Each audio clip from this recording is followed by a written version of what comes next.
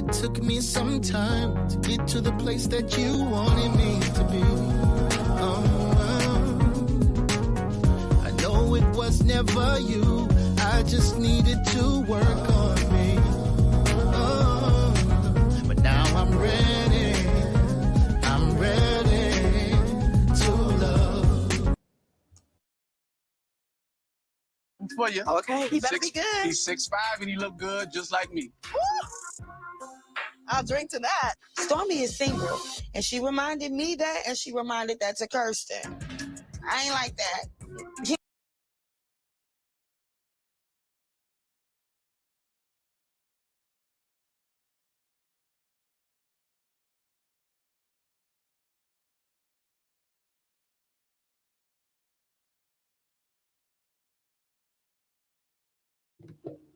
Because I was ready to rant. I'm so sorry, guys. I was ready to rant. If you could read lips, you know what I was saying. I said, first and foremost, I want my apology. Okay? I want my apologies because Stormy came out and dropped what she said happened. Now, she never mentioned once that there was any flirting going on between herself and him. Now, she did admit that she shouldn't have asked that question about the brothers. But, you know, after that, there was none of that stuff that you guys were making all into a whole scenario, which I told y'all editing gone edit, okay? But y'all wanted to make me the villain. And I was trying to tell y'all that I wasn't the villain. But no, you had Sean come up here, tell me what you're not gonna do in my face, okay? All right? Y'all, we even got a fellow sister who doesn't usually even come up and tell me to my little face, you ain't gonna do that little face. You know what I mean? And I told y'all, this is not how it looks, but you didn't want to tell me that. So I'm waiting for the apology, guys. Okay? I'm waiting for you to put an apology in the chat. I'm waiting for the apology, guys. Okay? All right? So I'm going to read the statement that Stormy put up. I'll probably do a video tomorrow. We can go deeper into it. I won't go too deep. I just want to do a little read of what she put. Okay, and then you know, in the chat, one by one, if you could all put an apology, that would be very helpful as well to, you know, just help us along the way of accountability that we're all trying to have here. You know, since y'all were holding me to the fire the other day with a Kiki thing. So let's just read what Stormy said, okay? And then we're gonna get my panelists on the show as well. Okay, this is what Stormy said. Okay, Stormy said, we reshot Kirsten's exit 3 times. And her exit. Oh, listen, this is a second. Wait, this is a second. Oh, this is part 2. Hold on a minute now. I think this is a part 2. This is not. It's part 2. Wait, this is the first one. Hold on, guys. This is a part 2. Oh, wait, hold on a minute. Hey, there is a part 2, baby. Let me just say. Hold on. Let me copy this and paste this. Hold on. I'm gonna put this in my little notes pad. Because that was not, that is not the note. Oh, she put a part 2, baby. I didn't even know there's a part 2, guys. I will read out part 1. I think it's somewhere here. Hold on. I must have missed it because she did reply here. Hold on, guys. My bad. I didn't know it was a part 2. Oh, I didn't know it was a part 2. I thought she did a part 1 and that was it. Hold on. Where you at? Where are you at? Because that's part 2. But where's part 1? Because she definitely hit it up. Oh my days. If not, I'll just read it because I actually copied and pasted it from here as well. So if not, I'll copy and paste it. Okay, it looks like I can't find it in time, so I don't want to waste much time. I will read it from my notes because I copied and pasted it. Okay, cool. Doesn't matter. Okay, I can't find it. Somewhere there. All right, so I'll read it from my notes because clearly my thing doesn't want to play well. So I'll read what it says. Okay, this is what it says. It says on her. It said this. I didn't even know why or who. Let me put. Hold on. Put a screen here. So we don't need that anymore because we ain't. My panelists are there. I'll bring you guys in a second. 2 seconds. Okay. So I'm gonna read it out because I don't know why I can't find it on the Facebook day. It's somewhere there, but I think I've just gone past it and I can't bother to scroll too much. So it says Stormy's Facebook response says, I didn't even know why or who I was there. And now the English is very bad, but don't worry about that. Okay. I didn't even know why or who I was there for until entering the door to the house. Ashley and I are cool, but not close friends. So it was awkward finding out why I was there. But we played along. I dressed like that because they said we were going to dinner, not a barbecue. I was all there for her and asked that man a lot of questions and then had a good 20-minute debrief after the shoot with her regarding why I thought he was not genuinely interested. Now that makes it even more interesting because after that, what we see with Ashley is when she's talking to Tamika, she's still angry at Storms. Okay, cool. Anyway, so she said obviously so she said I had a 20-minute debrief after the shoot with her regarding why I thought he was not genuinely interested. I had to leave immediately after filming because I was booked. I was saddened to see how this was twisted and then edited to make me look like this. I did ask if he had a brother because because his conversation about her lacked any type of interest. So I had to make convo. It was my fault for saying it, but there were several other things that I debriefed her on regarding his lack of genuine connection to her throughout the date. So I was trying to make small talk. I'm a grown, positive woman, and I'll take this lick because they edited all this to make it something it wasn't. I was never told how she supposedly felt until I was invited to the reunion months later and shown a clip 60 seconds before entering the reunion taping set. I would never do this to someone, okay? First and foremost, okay, old girl didn't even know, okay? She came in there, and that's why I said both of them look, I don't mean both of them, I said more Christian than anybody. He looked disheveled. He was like, wait, what's going on? This is why I said to you when you said about the beautiful surprise, y'all wanted to jump on it like it was a flirting. And I was like, nah, the brother doesn't even know what's going on. He's confused. He got thrown into something he wasn't ready to be thrown into. Yeah. Okay. So, you know, production did what production do in that situation, right? And then she put a part 2, which I can put on the screen this time because I don't know where the part 1 was, but I can put Stormy's part 2 for you guys so we can read it together so you can actually see it because it's easier to read when you can see, right? All right, cool. So part 2, it looks like I've lost that as well. Baby, where's that on the screen, mate? Hey, we're having technical difficulties when I want to prove my innocence out here. All right, part 2. Here we go. So let's put this on the screen so you can see it. So part 2, I'm gonna make it bigger. Says I didn't even know. Oh no, that's part. Wait, what the fuck? Oh, I found part 1. I cannot take this for Sheezy. I promise you, I cannot. That was part 1. Now I'm gonna have to read part 2. What is going on, bro? I'm having a nightmare. Anyway, listen, I'm gonna read it. Fair enough. Okay, I'm gonna read it. Sorry about that, guys. I'm having a mare. I don't know what's going on. So I'm gonna read part 2 to you guys. Part 2 says, she said we reshot Kirsten's exit 3 times, and her exit producer called her away from the table. Oh, I like when I'm right. I like when I'm right. But let me not go too early. Let me just go start. We reshot Kirsten's exit 3 times, and her exit producer called her away from the table. Laughing face. Behind us and left us at the table. Y'all are going to believe what you want, and that's okay. She and I sat in an enclosed space of a restaurant for 20 minutes, debriefing after the so-called exit scene. We were waiting for engineers, okay, to remove his mic and finish using the restroom before exiting. The only reason I'm even giving this any energy because I was very clear with the producers that I do not want to do this type of show, and they assured me it was not this type of show. Damn, baby.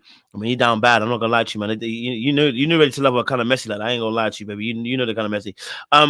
And that's how I show. I do not play when it comes to my brand and what I stand for as a woman in this industry. However, when you try to twist and go against my character for storylines, that's where I draw the line. People that try to distort your character intentionally is not a friend.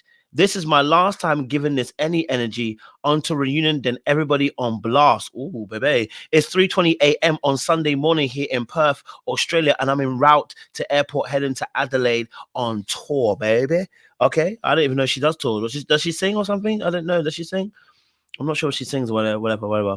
But anyway, I think that's safe to say, okay, y'all were doing too much. And I told y'all were doing too much. You looked at the evidence and you literally looked past it. I showed you. It didn't make sense. I actually should have played tape you. And you were all calling me, you're doing too much. You're reaching. Is your arm hurting as you reach? Y'all told me all sorts of stuff. And I was trying to tell you, listen, guys, look at it again. I'm not a person that believes production. I'm not a person that backs production at all. But this was too edited. It was so blatantly obvious. When someone gets up from the table, y'all were making up themes. And he didn't even look at her. He didn't even crook his neck to look at her backside. Please.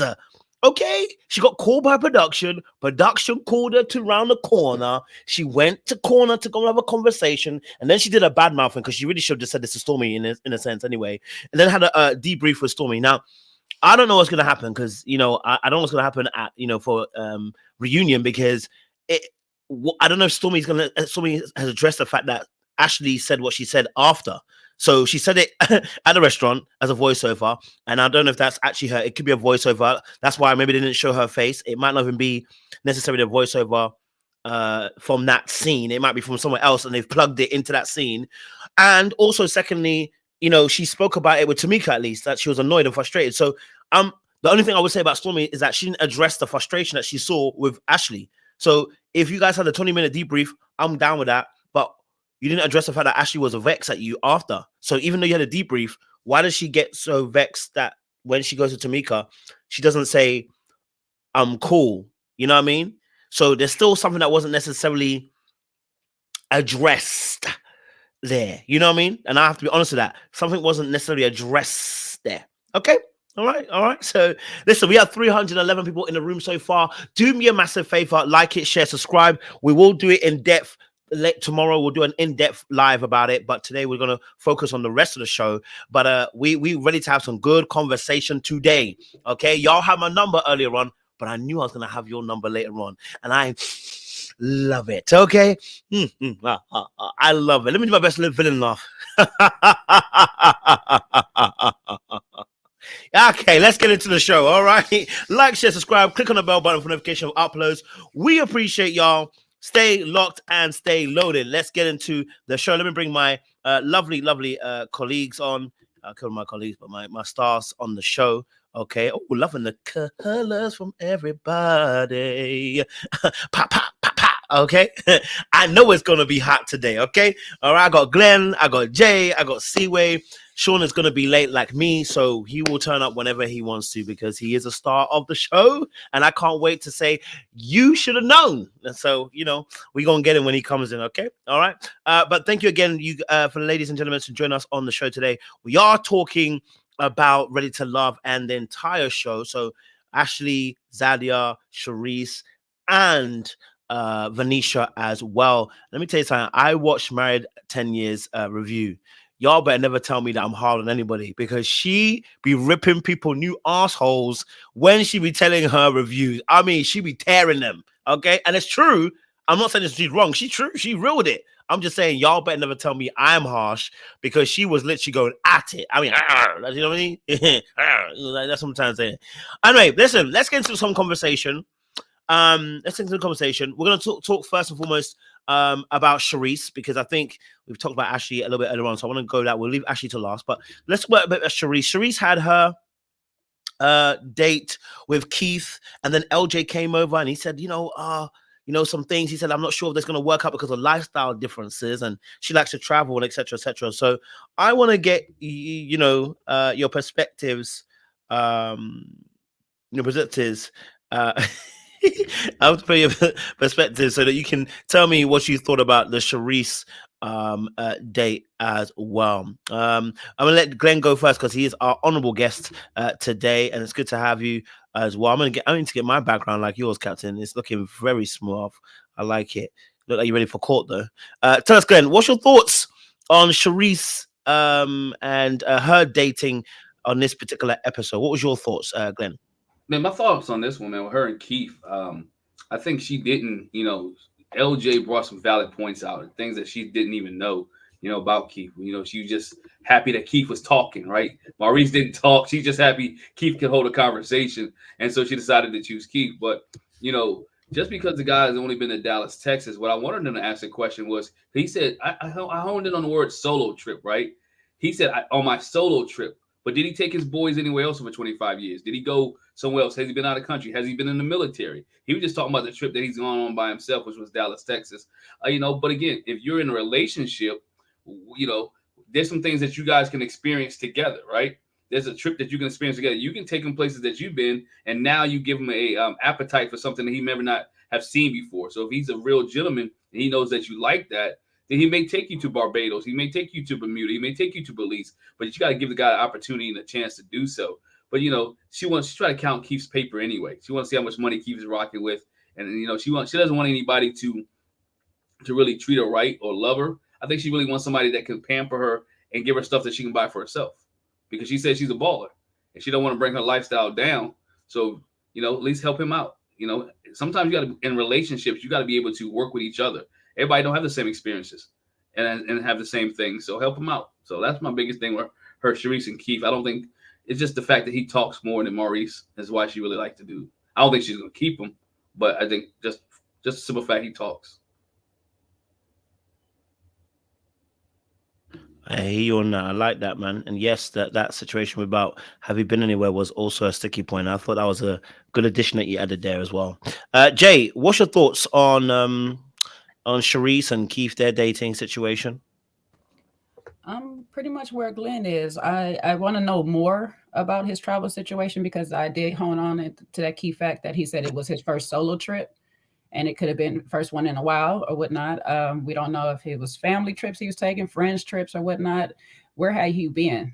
That's the key question. And as somebody that likes to travel, having a partner that doesn't either like to travel or don't want to travel is also a problem, because if I want to do memories or if I want to have events where I want to be with a couple or something like that, can't really do it. I need to know if you're afraid of flights. Are you scared to take flights? Did he drive to Dallas? And those are important things. Do you have a passport? These are important things to know about it. So I would have wanted more questions, and hopefully those questions were asked of him. He does say he's a homebody, but hell, at least you're going to get some conversation out of him, because Maurice was not going to give you no conversation whether he in the home or he not in the home. So it doesn't really matter. But she say they talking still. So he got conversation. He want to take her out and show her the town all of a sudden. Everybody's still talking to people on the back end now that they done dismissed them. So that was kind of interesting to know about these ladies. But yeah, I like to see more. I kind of went to his page today. I found his page. So I was seeing old sugar daddy over here, Mr. Keith and stuff, do his thing or whatever. I mean, he at least works out. He keeps himself together and stuff like that. But from his page, he is pretty much, I do my jobs, get my work done, work out, and that's where I be. And that's not always a bad thing. I don't know if it's a Sharice thing, but I don't know. But like LJ said, a right woman can also motivate a man to do a lot of things. And if traveling is one of the things that may have been on his bucket list, but he never just had the time to do it, having a good person, a tour guide, somebody that's already equipped with going on trips, knowing how to book them and do all these things, they can get you out there. We know El Cid just took her man on his first trip, and he ready to go for more. So, you never know. You never know. Once you get that man going, he might be pushing you every week. When we go on the next one, when we doing the next one and stuff. So she might tire her out. We don't know. But I think she should try to give him another shot. However, she does have, what's his name? I'm going to say it because I'm going to think of his name off of East Bayou, because he reminded me of that man. That's the name off of there. But I can't remember the other date she had. Then you have him. So I don't know. I don't know what she's going to go with at this point and what she's going to choose between the two. But she had that nice dance date with that guy. I can't remember his name. I can't remember how to say it right now. But yeah, Mazel. Okay. Because that's off of East Bayou. Moselle was the lady's name. So Mazel. So she had the date with Mazel. Pretty nice date. I don't know. Something about him is throwing me a little bit off, but maybe it works for Sharice. Because I, like Dorica said, she just looking for pockets. So if your pockets is fat, she might have. Now, here's the odd thing for me. Sharice is my freaking birthday twin, and she had the nerves to call herself an honorary Leo. She done lost her daggone mind. She is a full-blown Leo, baby. On the 22nd of August, it's still all Leo, mama. I need you to understand that about us, okay? We are full all Leo, and I'm going to need you to get some act right and act like one, okay? You doing all this Virgo stuff. See, you're a cuss baby. You tapping into your Virgo side a little bit too much, sis. I need you to swing on back over to this Leo and get your picker right, okay?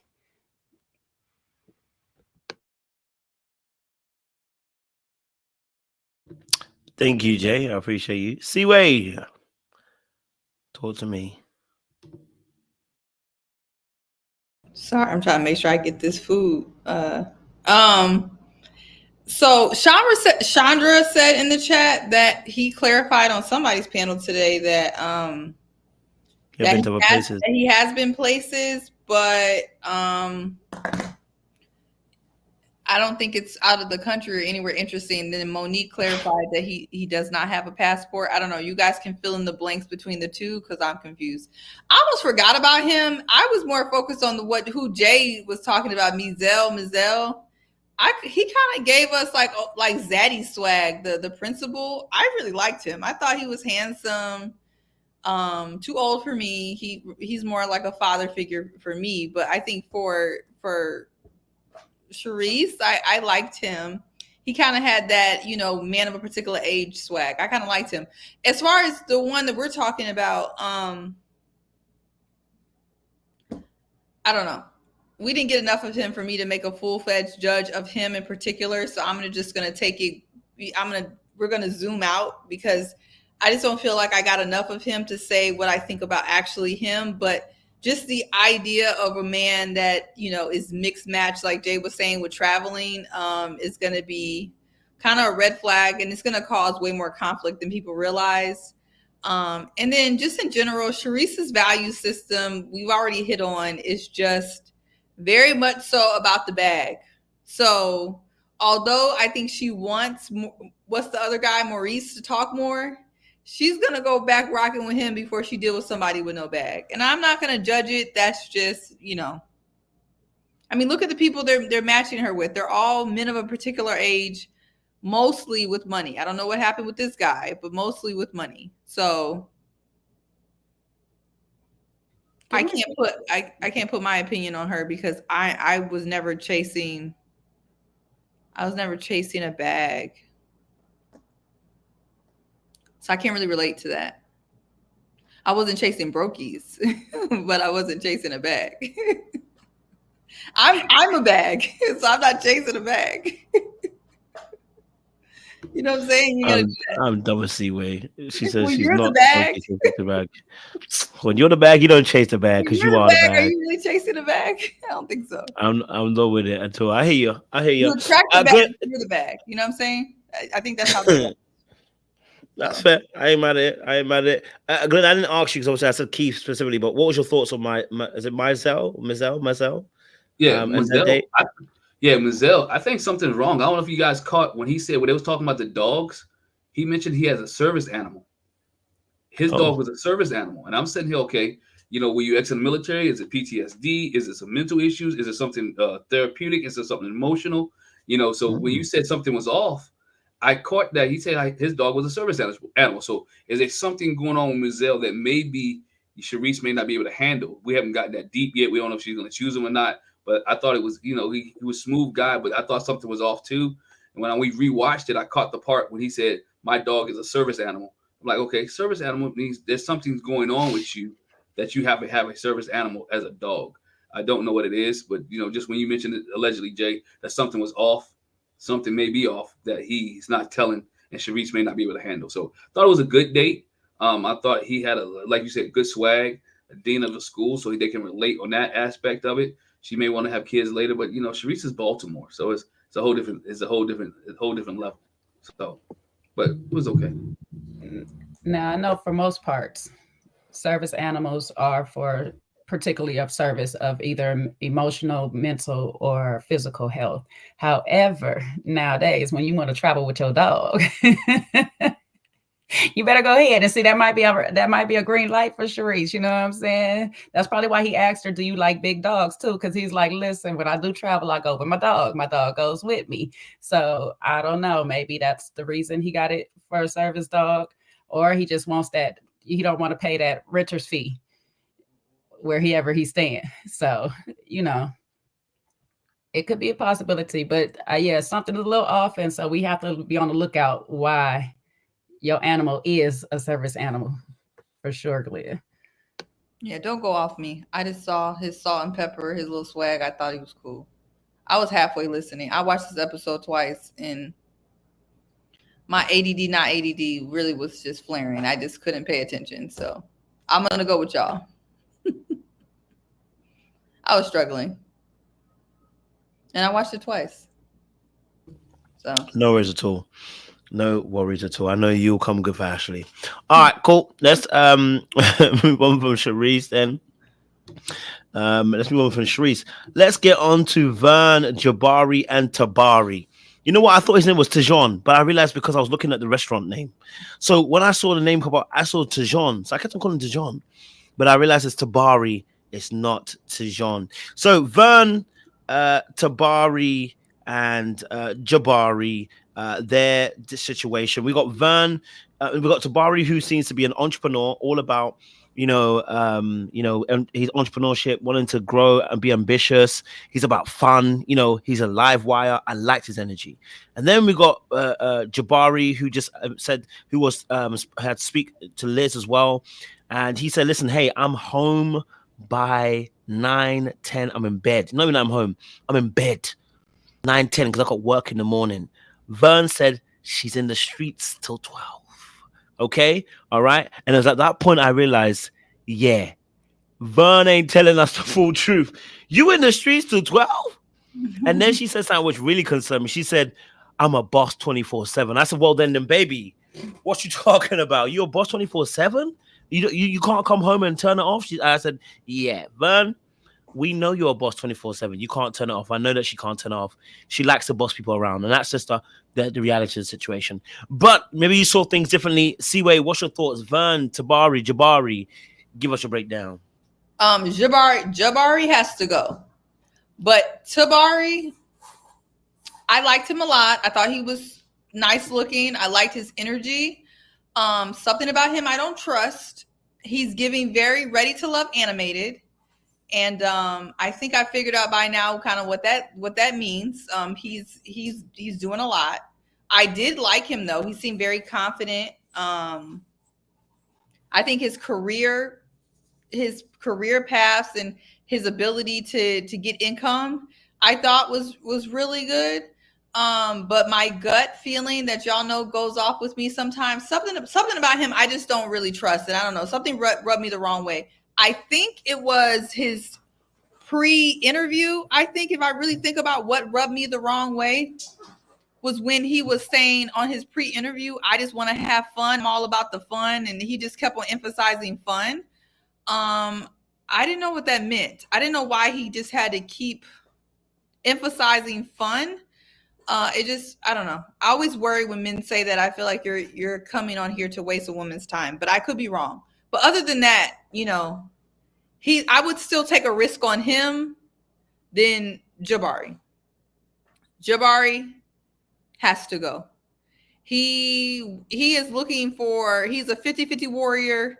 He's a 50-50 warrior with the head of household mentality. Like, he is the walking reason why people be annoyed today. How are you a 50-50 warrior, but you think you're head of household? And you want somebody to come home and beat you home, but you need my money? How do you need my money, but you want me to beat you home? Like, you shouldn't be worried about when I'm coming home if you need my money to match your money to make ends meet. It's just not going to work. It's just not going to work. And I think Vern sees that. And I thought Liz did a really good job. I think she did one of the best jobs of actually getting to the bottom of some of the issues and kind of highlighting on some of the things that Vern has struggled with in the past. And I thought Liz's questions really helped Vern get down to the bottom of maybe some of their incompatibility. And I think Jabari would do really good with someone who works like a 9 to 3, maybe not even a 9 to 5, a 9 to 3, and they can put their money together and they can pay the rent together. But I just don't think he would be comfortable in a relationship with Vern. And this may be too soon, but you cannot be with a man like Jabari and then be like Vern. It leads to a lot of issues and emasculation, and then men start acting crazy, and then we get situations that we done seen recently. So if you see a man just really ain't on your level, just let him go. Because he already holding on a little bit too tight, and he ain't even got no reins to hold on to. So that scares me when I see men you see her shining and you're just like, bring it down a little bit. Like, you should be trying to lift her up a little bit, like have her shine. So that's red flags for me, and I think he needs to go. Respectfully, he's for somebody, just not Vern.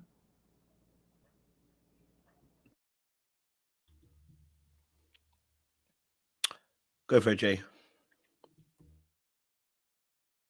Let's see. Tabari first. Tabari. I'm kind of like a little bit with C-Ray where something was just throwing me off about him. And I don't know if it's because it's the 3 different professions that he got. I don't mind multiple incomes. I like multiple incomes, but it was just like, seemed like 3 totally different type of professions that he had going on. So I don't know if it was that or just something else, but I do like him. I like the swag he brought. I love the fact that he complimented Vern. Not many of them came in complimenting her and just speaking about her per se, you know. So I love that he did all of that. I liked his energy. I did notice that when he did ask her about what she likes to do for fun, because I see C-Way brought that up, she had no clue. So it's like, you're not in the house, you're not doing this, you're not in the house until midnight, you're not doing that, but you just want to have anything is fun to you. Anything is fun. So that gives me that you're most of the time is being an entrepreneur all the time. And that's not a problem, but you don't really have fun as much as you might want to. And I think that's what Vern is looking for, somebody that can actually bring some fun and joy and excitement to her life, but still be on her level. So when we switch over to Jabari, with him being in bed at 10 o'clock at night, that's just not going to work. She does hair. Okay, hair sometimes can go some hours. Us ladies already know, like different styles and all this stuff like that. I can be in there for hours. If there's events or something going on that night, I might have 10, 17, 18 clients that day. I don't know what the time frame is. It's no set time frame with an entrepreneur. And for dating one, it is very hard when you have a 9 to 5, because you have to have some stuff to keep yourself busy, to not be thinking about what they doing all the time while they're getting the money. And like C-Way say, if you want 50-50 and you need half of my money, let me go get it. Don't worry about what time I'm coming home. However, the contradictual side to it is Vern is saying that she wants to be a homemaker and all this stuff like that. So therefore, you kind of need to find a man that is on your lifestyle schedule, meaning that the home is 24/7, just like work is going to be 24/7. So that means that we on a schedule that when I come home, if I'm cooking dinner at 2, 3 o'clock in the morning, we up eating dinner at 2, 3 o'clock in the morning. That's just what it is. You know what I'm saying? And it can be done. She has to obviously do it for her kids. She's a mother, so she got to come home and cook for her kids. She got to come home and be with them, spend some time with them, because she still has them living in the house. I think her youngest is still in the house. I think she's 15. So she's still in that nurturing, mothering mode where she can make a home. However, you know what I'm saying? It's do I want to come home to you and you're going to be on some BS? Or do I come home to you going to be asleep? Are you going to... It's going to be a whole bunch of things. So, sir, sometimes you're going to have to stay up. If you got a 9 to 5, you can afford to stay up a little bit on her schedule too. You can't just be talking about, well, everybody knows I'm in the bed, and if she come in the house, it's going to be a problem because she making noise, this, that, and the third. Like, well, then y'all just not going to work. Stop trying to make somebody fit into your triangle when you're a square. Like, it's just not going to work that way. So just go find somebody that fits your lifestyle better, and let her go find somebody that fits her lifestyle a little bit better. And I think at this point right now, Tabari is that guy. You know, I'll need to know a little bit more about him, but we'll decide. I guess we'll figure that out if she chooses him over Jabari. But at least right now, the lifestyle that they have is lining up a little bit better for her, because he will understand today is a long day at work. I just want to come home, relax, take a shower, order some food, whatever the case. Tomorrow might be a shorter day, so I can cook you a meal. I can come home and I can cater to you a bit more or whatever and stuff. When you having your long days, it's going to be that vice versa. That's where the 50-50 comes in, is 50-50 of that compromise of loving you this much today and you loving me this much tomorrow. That's where that's the 50-50 that needs to be happening between the two parties. And so I think that at this point right now that she had a good go with Jabari. He was the top of the candidates that she had in the past. But I think at this point right now, his time is up. So we'll see what she decides next week, though. Thank you, Jay. Good points. Glenn. Yeah, I kind of agree with the ladies on this one. Tabari, his 3 jobs, right? He's real estate. He runs a restaurant, and he's in the radio. Those kind of all three, it just takes a lot of time itself, right? It takes a lot of time. So how he managed and juggle all that, and he's still looking for love on that aspect, on that end of it.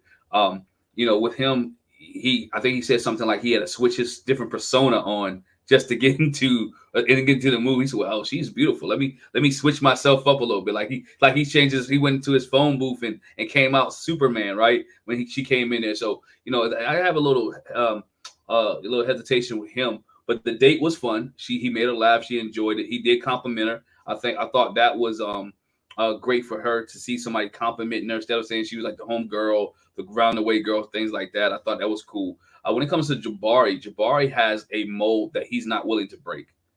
He has a set thing that he wants, and Vern is not it, right? Someone said in the comment that she in the streets. Well, she promotes parties, right? She does different things. She's down in Houston and doing things. So it's not just the salon. She has multiple businesses. But allegedly Jay said it. There's some women, I know women in my house that sometimes they're at the hair salon like till 10, 11 o'clock at night, right? Because that's the way that it fell in, or whatever they're getting done to their hair. So it's a process. To have somebody come in 9 and 5, those days are like pretty much over, right? Pretty much over. It's like, so you want her to work your hours, but you still want the bag, right? You want her to do this. That's not her routine. That's not her schedule. And then we're not even getting to the fact that if they do get together, who's moving where, right? So you talking about her coming to a new city and to be into your spot, to be in your place, or you going to Houston? Because if you go to her Houston, her routine is never going to change, right? We talked about her kids. We talked about family. We talked about things that she's accustomed to. It's never going to change. So to me, he seems kind of I don't want to use the word controlling. I want to put it on it, but it's like he's very set in the mold, the way he wants Vern to do things. And I thought Liz did do a great job of asking the questions that I think Vern was overlooking at the time. And I think Vern's biggest thing is, I don't want to get set on one guy and the same guy over and over again, because I'm committed to that one good guy. And I like the fact that they are giving her different options. And so she has an option that she won. I think Tabari at this point in time is a better option than Jabari. But we've seen what Jabari is. He's not going to, in my opinion, not going to make that change or make that switch to kind of even, I don't even say change. He's not willing to compromise with her lifestyle, right? With the way that she handles business, the way that she does things. I think when they was on that, one of the days, she said she's willing to cook and do different things like that, but he has to do it on her schedule. And they have to meet somewhere in the middle if they ever continue to stay together. So I think Vern has options. I think Tabari right now is the best option. Jabari, we tried that 3-4. I think it's their 5th date or 4th date that they've been on. We think we tried that. It's not working out, right? It's not working out. He's the jealous type, which know what the show is all about, but don't want to see her go out with anybody. I didn't understand that neither, right? You're on this show knowing that she's going to go on different dates, but you have a problem with her going on different dates with somebody else. Is that a little bit insecurity? Is that the fact that she's gonna find somebody better, or is that you're too much invested into what she has, that you're not willing to just let her find her own course? So, in my opinion, Tabari's the guy right now. Vern needs to move on and take Liz's advice. When Liz told her like, he can't keep up with you, he can't handle you, and he can't keep up. I mean, she's fast, she's moving fast paced. Her mind's thinking a million miles a minute, and he can't keep up with her. And what happens is this: jealousy will set in. She keep bringing a bag in. She's keep getting appearances. She keep doing this and the other, and he's home by himself. Or she's, jealousy will set in, insecurities will set in, and he find himself in a bad situation, looking at her like, "What do you think you're doing? You're getting everybody's attention, getting everybody else time, except for me." And that's why I can see him going down that road. So I think it's time for Jabari to go and Tabari to for us to learn more about him and see where that one goes. Appreciate it. Yeah, no, listen, first and foremost, I think Jabari wasn't the one for Vern, and I think any of them are necessarily doing anything wrong. It's just that both of them have different lifestyles, and it's going to be a problem. It doesn't seem like it's going to complement. He's a 9-to-5. He wants to be at home, and he wants to be with somebody who he can be at home with and who he can be head of the household with. That's not going to be Vern. I'm telling you that now. First and foremost, she ain't going to be home. And number two, she already told you she's a boss 24/7. So she ain't going to let you win and you ain't going to rule her. So that's out the window. So they're not going to work in that instance. I think with Tabari, I liked his energy. I wonder if she will see a different light when she ends up trying to date Tabari, if he gets that chance, and seeing how his lifestyle would be difficult also to fit her in because of time as well, that will need to be managed effectively. So that's also another conversation that they'll probably have if they get to continue their journey per se as well. So it's gonna be interesting to see. It's gonna be interesting to see personally on that respect. Okay, cool. Let's move on to then Zadia and Cameron and Camille, because boy, oh girl, I felt like that our good sis Camille was calling Zadia out a little bit by saying, you drank from the same cup, and basically also calling out saying that, well, you guys have probably done more than kissing. Basically, she was actually trying to admit. Yeah, we all kind of knew that already.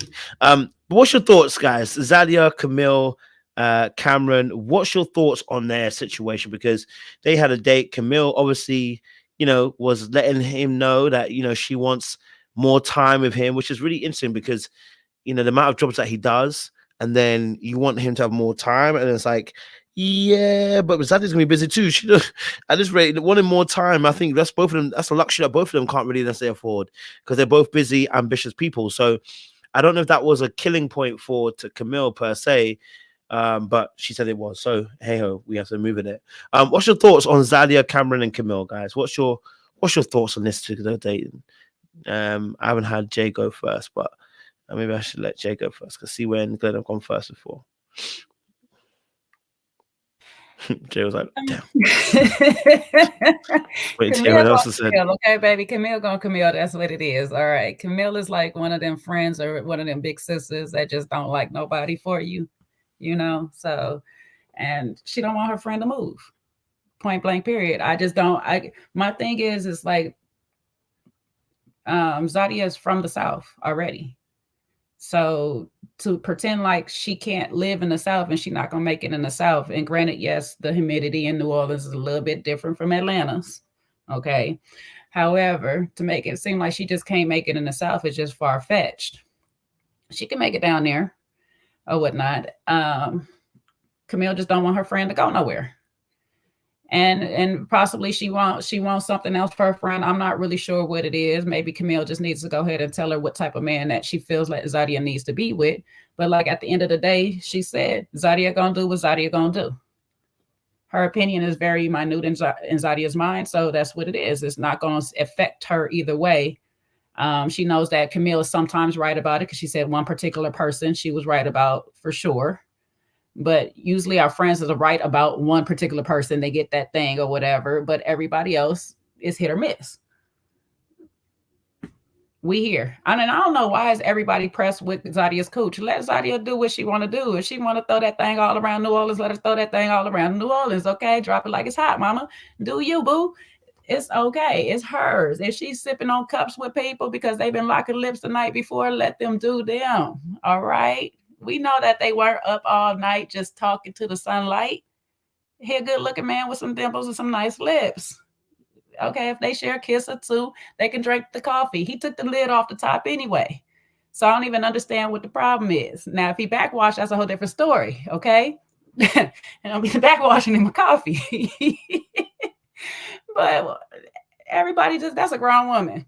Them two grown people, let them do grown people things if they want to do grown people things. Everybody, Cherise, Camille, y'all leave that woman alone. She want to scratch a little itch down in Orla, let her scratch that itch. All right? It's hot down there. Get hot and bothered. Let her do it. But she gonna stick by Cam because what's her other date? Okay, first of all, who is picking these people? Who the heck is picking these people? Because I'm getting sick and tired of these people that's really unmatched for these people. All right. These dates that came along. Dylan is a sweet boy. Dylan is a sweet boy. All right. But he is very green. He is very, very green. And he is not, like he said, this is the first blind date. This seems almost like the first date ever. Really. Okay. And so it was just not going to work for Zadia's personality. She is just too strong for that young man. All right. I don't know who keep matching these people with people, but if y'all want her to get off of Cameron, please bring her a suitable candidate to give Cameron a run for his money, because right now y'all not doing that for her. And so she gonna be locked in where she been, and that's where she's at. And I don't see her going nowhere. Like she said, every time a date come around, I'm comparing them to Cameron. So please give her somebody that is going to make her not think about Cameron for a second, so she can really evaluate if she's making a proper decision with this man or not. Because that's what she really needs. She don't need Camille coming down and saying nothing. She don't need nobody else saying nothing. She needs a suitable candidate for her to make a good analysis on which man should I be going forth with. So whoever is doing it, because I know it ain't the little lady that they pretending to be a matchmaker. Production, please get some people up on here, because this week's candidate, no. And when we get to the one they brought for Ashley, I'm gonna really be hot, okay? But no, I'll leave it there.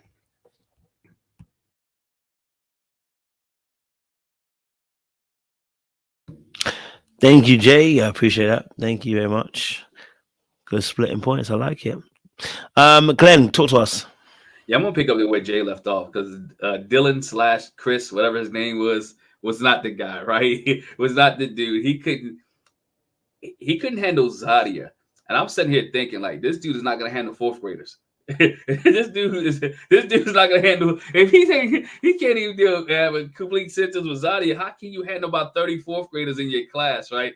As a first year teacher, been there, done that. You're gonna have to have a little bit more backbone, a little bit more bass, a little bit more assertiveness. And I agree with you, Jay. They gave her just somebody that was on the casting call. Okay, you two, come on. We need somebody else for Zadia. Who's up next on the list, right? And so that's how he came in. He's not the guy. He wasn't never going to be the guy. She enjoyed the conversation, the free meal, but she knew when she walked in that place and saw him, like, Dylan is not the person.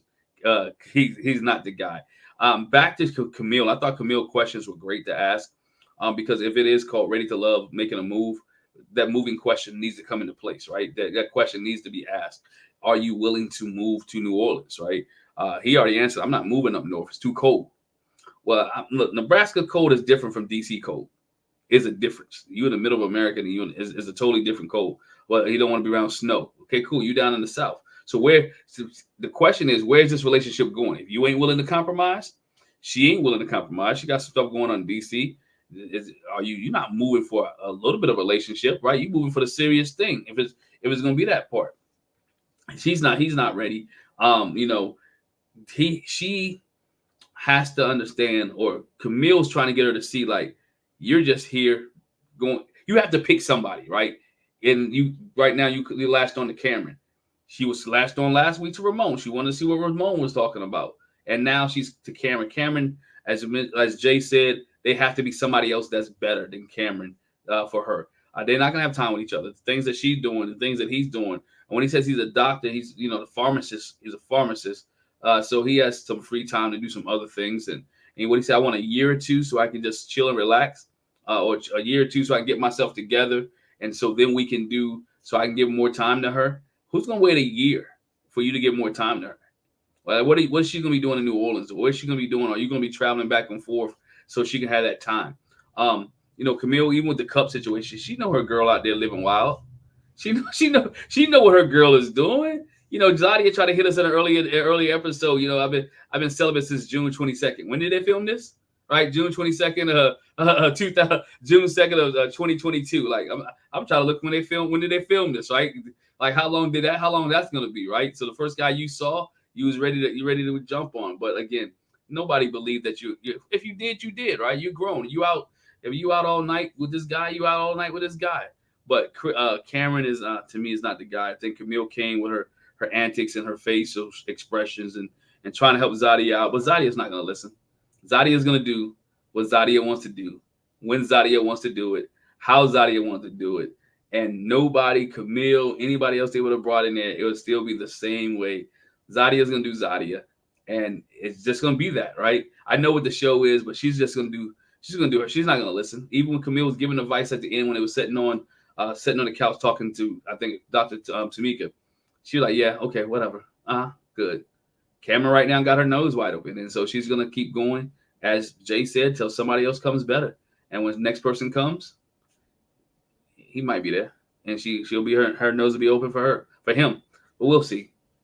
But it's not gonna work out. And like I said, poor Dylan got thrown into the fire.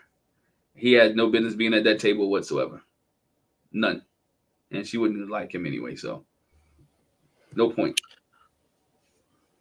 Appreciate it, Glenn. Thank you much. Seaway, tell us your thoughts. We talking that talk. Yeah, I think two things can be true at the same time. I definitely feel like Camille doesn't want her friend to move, right? And that kind of colored her advice or her feelings. But I also feel like she's seen something in Cameron that I just feel like she's seeing kind of his, I don't want to say selfishness, but I feel like he's very focused on him. And knowing Zadia's personality from what we're able to see, I think she's going to need somebody who's going to be kind of focused on her to a degree. And I think Camille's kind of highlighting that he's not only is he not willing to move, right? Because I get it. That wasn't the premise of the show. He may not be willing to compromise a lot of his businesses and things like that to make time for her. So I don't think she's necessarily wrong about that. So we'll see. I won't talk about the young man. The young man was adorable, but not ready for prime time. So what are we going to do? Okay. I hear you, Seaway. Go for it, Jay. Yeah. Wait, hold on. Because Phil, oh my gosh, you've been killing me today. Yeah. Go ahead and address him. Go ahead. I got your question. I'm not saying that I know that he's selfish or not. So let me just take that back. And I did back it up after I said it. I said selfish, and I said, okay, not selfish, but focused on his life. Which, when you're focused on you, you are being naturally selfish, not in a negative way, but that is the season that you're in. He seems like he's in a very me season, right? He seems like he's in the building season of what he's trying to establish as a man. And that's not bad. It's not a bad thing, but sometimes that does not coincide with being all for another person. And he seems very hyper-focused on getting the business, getting the stuff up and running. Yep, grinding. That seems like what type of time he's on. I'm not sure if that's going to work with a long distance relationship, or if he would be willing to sacrifice in any way to kind of move for Zadia. So somebody's going to have to make a sacrifice. Okay, so here's my question. Because Zadia said earlier she kind of wants a softer life. She wants the soft life. So this man says, give me a year. I'm working out some things. Give me a year so I can make all the time I need for you, but my money is still rolling in. I'm trying to understand where's the problem in waiting for that year if you want this soft life, because this is Camille saying that he's not going to give her enough time, but she wants soft life. A man that's giving you soft life doesn't necessarily always have time for you like that, because he's busy working and doing all the things to provide for your soft life. So I'm trying to figure out where's the middle ground for this. Who's actually right in this situation? Is Camille right because she knows her friend and saying that this person, you deep down inside, you really, really want time?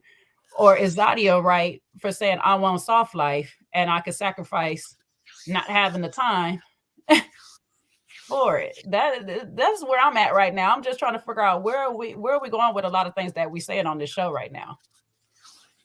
I think it's a little bit of both, but I think Zadia is speaking out of both sides of the neck, because she also said in that statement, I want my own money, right?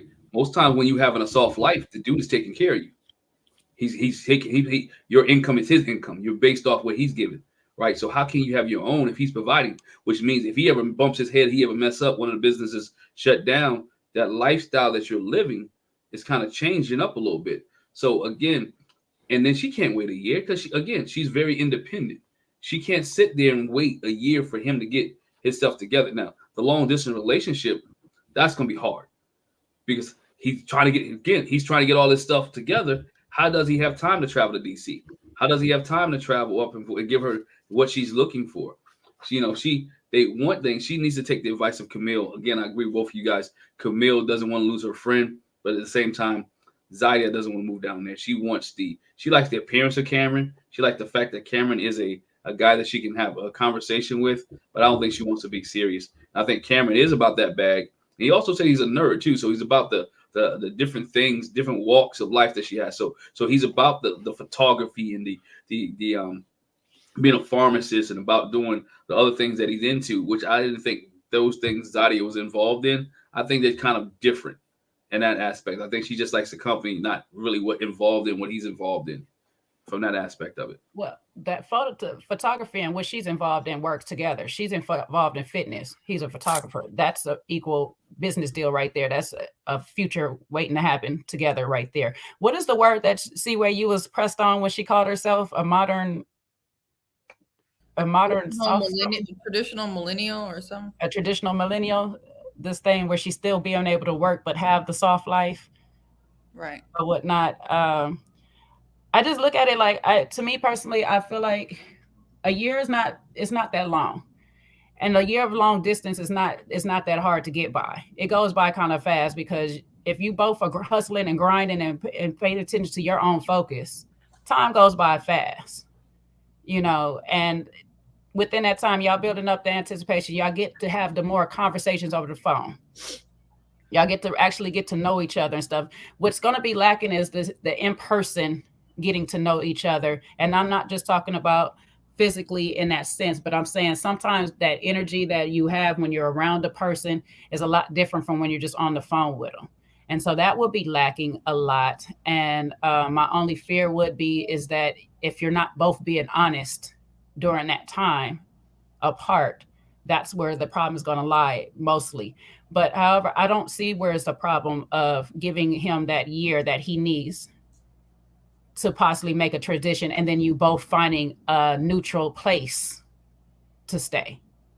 And Camille is just going to have to realize that her friendship is going to have to be long distance at some point. That's just what it is. That's why I feel like if this is the person that you really like, a year is not that long to sit there, get to know each other, work it out. Y'all talk about future, get to a space of having a future and find a common ground on where you want to live. That's neutral for everybody. I don't think what he's asking for is extreme. But if they want to work together, they have to work together. A year to continue to figure things out as they grow together and build together is not a hard thing. But he has to be willing. I don't know if he would be willing to even move out of New Orleans. He said he really likes New Orleans. So, I mean, who's to say he's even willing to move to a different city and vice versa? I think if Cam lived in DC, this would be a more realistic conversation. I think they could overcome some of the issues. But this whole city thing where they're both kind of at two ends of the spectrum with that's where I see the problem. It's not even a year thing. It could be 6 months. It could be 4 months. If they can't figure out where they want to live, I mean, what are they going to do? So that's where I see the problem. Any other thoughts, Glenn? Nah, she got a good point. I mean, I just think they don't agree on a lot of things. I think the relationships kind of, to me, seem like it's superficial. Like it's not. I think he may be more involved in the relationship than her. I think she's just there. And the next guy that comes by, who may be better than Cam, she's gone. I don't think she's really invested. I think if it wasn't a TV show, she wouldn't stop twice and talk to Cam.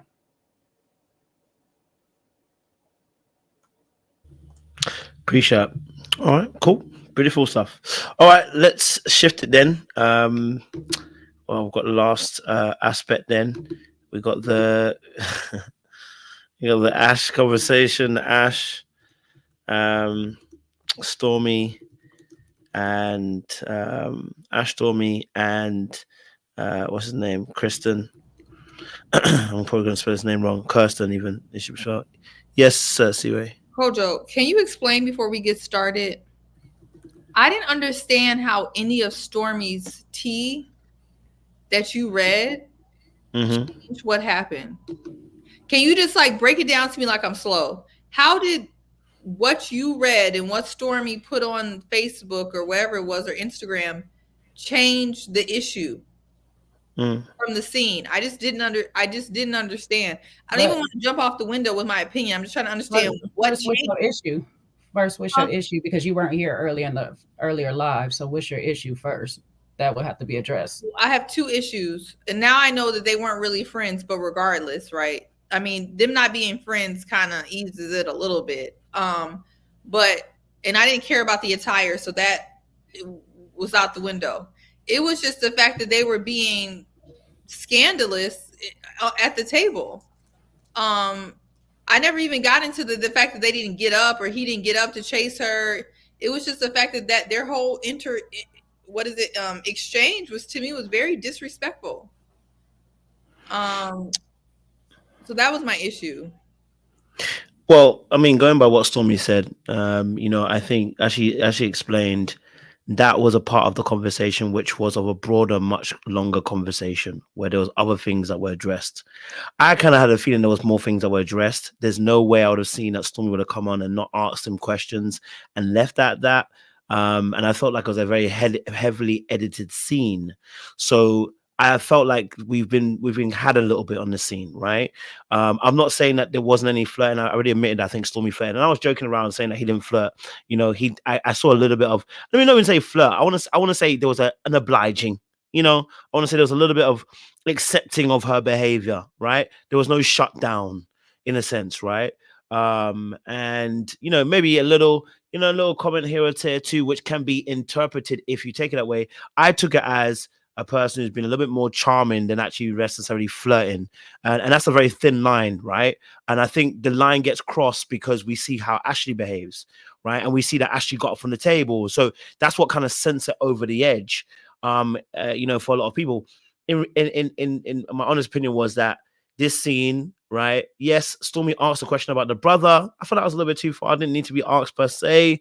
But after that, really and truly, there wasn't much going on. It was just honestly, when I look back at it even again, I go, really and truly, it's just a nice conversation. There's a little bit of niceties that are going on, but the flirting part is because everybody sees how Ashley's behaving, and then they interpret her feelings onto the scene. And it's like, well, first of all, Ashley still said something, because if you felt that type of way, like it's gone on too far, grab your girl and have a conversation. And I just felt like, I didn't feel like Too Tough he was really flirting. I think he was more obliging and more just kind of enjoying the conversation. And it just didn't have Ashley involved, again, once more. And so I felt like what she addressed made sense. They weren't friends before. She had no clue what they were coming in there for. And that's why that's why it's so odd as well. And she never got up and got annoyed at that scene. So that's why I said about the voiceovers. They kind of create a perspective straight away, and the voiceovers are from after it's happened. And it's like I wish that Ashley would have said something in the time if there was something that she felt like there was an issue. Because as far as I'm concerned, I didn't really see too. I'm looking back and I'm going, I feel even stronger than before. I ain't not really in that. They ain't not in that. You need to be like, if I don't like this interaction, say to Stormy. I'm looking back and I'm going, I don't think there's really much in that. Man asked about her Chardonnay and people were like, he's flirting. I asked you what was your drinking, and that's flirting. Come on, guys. Come on. I think we might be reading a bit too much into it. Go on, Seaway. I thought that was extremely disrespectful. I don't care at what point in time that scene was plopped in. There was no editing of the fact that this man says, "What a beautiful surprise." And then looking at her with googly eyes, and she smiling back. And then she over here trying to find a brother that looked like him. Ooh, he got to look like you. Oh, yeah, he looked like me. All this back and forth. Like, it was just like, I remember how I felt about it in real time. Like, before even she got up from the table, I was sitting there and I felt so uncomfortable. Like I wanted to climb under like my little couch because I was just like, why are they conducting themselves like this? Like this is so like bizarre. So for me, I mean, I don't even know how to explain it because to me it was so obvious. I mean, it was clear flirting, and I don't know how Stormy can explain herself for that. I mean, I guess she didn't. She said she did say some things, or she did ask about the brother and she shouldn't have. I don't care if they had dead silence for 20 minutes. I don't care if I found out 2 minutes before I go on there that I'm going to vet for this person. If I come on the scene and I just met Glenn today and I'm going to vet somebody for Glenn, I'm not going to make the scene about me. I don't care if I just met Glenn today. That's not me. I am coming as a support. So why am I over here trying to find a man for me? Like, I don't know. It's just unacceptable. I don't think she needs to know Ashley, be friends with Ashley about that. But off of her, dude is a clown. He's a super duck. He is a super duck, and she was right about him from the beginning, and that is evident. I feel better that, you know, that wasn't her friend, but he clearly doesn't want Ashley, and now we all know. So I hope she's free. You know, she's free. Should Ashley have said something? I don't know. I don't quite know how I would handle that situation if I was put in that predicament. So you would have sat there and been silent while you're saying it's so disrespectful, but you would have sat there and been silent while the person's phone being blatantly disrespectful in front of your face, and you're just going to be silent and sit there and then expect people to understand where you're coming from. We need to stop making her a victim. You can't sit there and by the way, when you watch it, you only see her do this and this. That's about it. And then people start interpreting, look how sad she looks. She didn't look sad. It's her voiceovers that you're listening to that you're now interpreting on the scene. Watch it again. She doesn't actually look sad. And this is why I said that you will not interpret that if you look at the scene and you're actually there, because she actually masks how she feels. And instead of actually just saying it, hey guys, I'm a third wheel here. Hey, I'm the one that's here. Nothing gets said. So actually what she does, she actually starts playing a role in that moment. And do you know how I know that? Because I used to do the exact same thing. It's what we do, passive aggressive movements. And what happens is you blow up after, right? So you're like, and so then your person's like, I didn't even know this was happening. Yeah, you don't know because I was like, and then after I go, what the hell was that? What were you doing over there? Da-da-da. It's passive aggressive. No one's going to know. So she played a beautiful role. She didn't let them know what was happening, right? And she played the role beautifully and then waited. She got to the end and then she starts saying what she's saying. So nobody knows. That's why I said nobody responding to her, because nobody knows. I got that, right? So I don't like passive aggressive people. As you know, I'm about the antithesis of passive aggressive. But what I've also learned is that through my life is that I cannot make people respond to conflict the way I do, because I have bumped into heads with a lot of people because I demand that they respond to conflict straight up the way I do. And what I realize is that's not going to happen. Should they? Yes. But in this particular situation, I don't believe that those two grown people needed Ashley to speak up about this being wrong. To me, this was obviously wrong. There are certain things where it's like, you know what, Kojo, if I offended you and you didn't tell me, I would have never known. So don't come to me with the BS 30 days from now talking about I upset you when I would have never known. This is not that situation. I don't need nobody to tell me that I am not supposed to be flirting with the man I'm supposed to be evaluating. I don't need nobody to tell me that I shouldn't be flirting with the friend of the person I'm supposed to be dating. Like, why does Ashley need to say something for them to be wrong? I just can't put that on Ashley. Ashley has done a lot this season. But in this particular one, they were just dead wrong to me. And nothing that Stormy said, to be clears that up. Okay. Coming from a family of people, not just the men, people who are naturally talkers, charmers, Southern hospitality type people. Our conversation a lot of times is taken as flirting. Jamaica, you know the story, Seaway. You know the story of the situation in Jamaica. Not once was that person flirting. Not once was that person doing anything out of it, but their partner assumed everything was a flirt because of insecurities. If that person had a voiceover, we be all saying that other person was out here flirting and doing the most because they was being themselves. She met this man talking, and I know the chat about to hate me right now, but she met this man talking to her. That's what attracted him to her.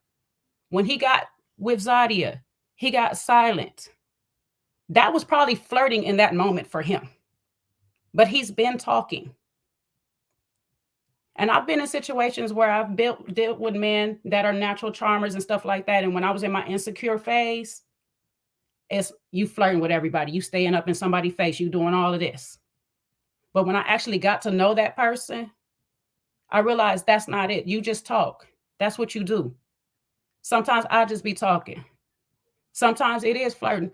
It is not. But this case, there was some. I'm not going to deny it. There was some, especially coming from Stormy's end.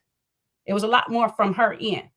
But this man came in, addressed Ashley first, and then sat there in confusement, like what is happening right now. And if y'all watch where the voiceover part is, if Coach will play that part back, where the voiceover part, they both were sitting there in silence and looking around. They had no more conversation going on. He was sitting here looking around in confusement at everybody that walked past. Stormy proceeded to finish eating her food. Had she not gotten up in her emotions, she would have actually seen that regardless if Stormy is flirting or not, Stormy is doing her a favor of actually showing her the type of man that she got is not the one that she wants. She wants a man that's all about her. Were you saying that she was right about that man? She wasn't right because she picked that man. She let the man that didn't call her, that was more about her, go. And she picked the man that she was arguing with over Zadia. So who has the bigger fault in this is Ashley for not picking up on her own signs, picking this man, not sitting there saying something to your friend. Girl, it's about me right now. We don't need to be asking about his brother. We don't need to ask him about this. Let's stick to the plan. Friend or not, I came and gave you a mission. This is the mission. Read off script, please. Stay on script, please. Excuse me, I'm going to the bathroom. Friend, come with me. Whatever the case may be. I'm redirecting my friend because my friend is supposed to be doing me a job. Or whoever is here for me, they're supposed to be doing me a job. But in that job that is being seen right there, regardless if that person not doing it or not, you wear your dress. Wear your dress, girl. Because I want to see how he responds to you in this dress. This is letting me know. Everything right now is letting me know if this is the man for me. So instead of getting up and running off and being all emotional, take that out right now. We thinking of logic. We ain't even at this point where we just slept with this man. We have nothing to hold us to this man. Nothing. So this is the best time to be vetting him all the way out to see what he got going on. I ain't lose nothing in this stake. So please flirt away. So let me see what he got going on. Do you? Let me see how he responds to a woman, a good looking woman flirt. And this is what Ashley's true problem is. And I don't want to feel like I'm just coming down on Ashley all the time, but her true problem is last week she was saying all these is beautiful women. It doesn't matter which person who got what and stuff like that. She pretends to be confident in front of women. If you're going to have that same insecurity where you could pull the men aside and say, hey, you ain't calling me, you ain't doing this. You could tap this girl and say, hey, you doing too much. This is me. Slow down. Because she was all rah-rah in his face about Zadia and still chose the man. If I got to be rah-rah with you about some woman, go be with that woman. I'm not about to choose you because you already showed me already that you're not for me. And this is before we even lay down together. Come on now. I'm not about to do that. So yeah, it can be disrespectful on them too, but there's still lessons there in that whole situation that Ashley need to pick up on. And regardless of the fact, that's not my friend. Ashley know this not her friend. So what I expect from you? To do what you gonna do and let me know if this Negro is good either way.